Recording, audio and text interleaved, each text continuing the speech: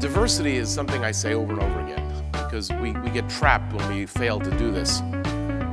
Creating innovations that matter takes a diversity of approaches. If you want to innovate, you need diversity. In IBM, we say the world's our laboratory. We have sites all over the world. We cover the landscape. But then we have these other things we call collaboratories. If you want to innovate, you want a diversity of inputs.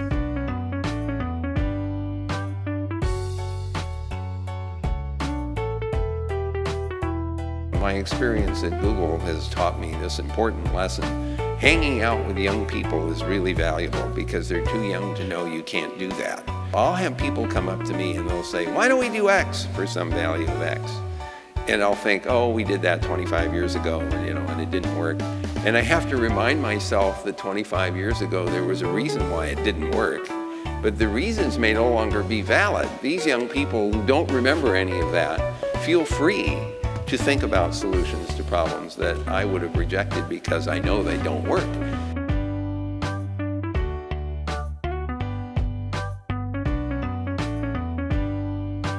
We ran the world's largest forecasting tournament for geopolitics, in which we had tens of thousands of participants from around the world who generated millions of forecasts. The single most accurate forecast didn't come from the most accurate forecaster, but instead came from the unweighted average of the top 1% of forecasters, which itself had hundreds of forecasters.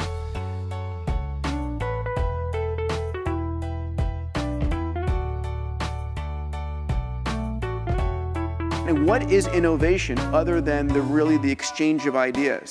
We're about to have this massive explosion in the number of people talking, sharing ideas, with more wealth than ever before, more time on their hands than ever before, with more tools than ever before. 1,000 years ago, the only people who could change the world at any scale were the kings and the queens. 100 years ago, it was the industrialists, the robber barons, built the railroads, the libraries, the labs, the schools, all these things. Today, it's all of us, right? Anyone who truly wants to change the world can. So imagine in the next 5 years, 8 billion connected people. Not coming online like you and I did on AOL and 9600 baud, right?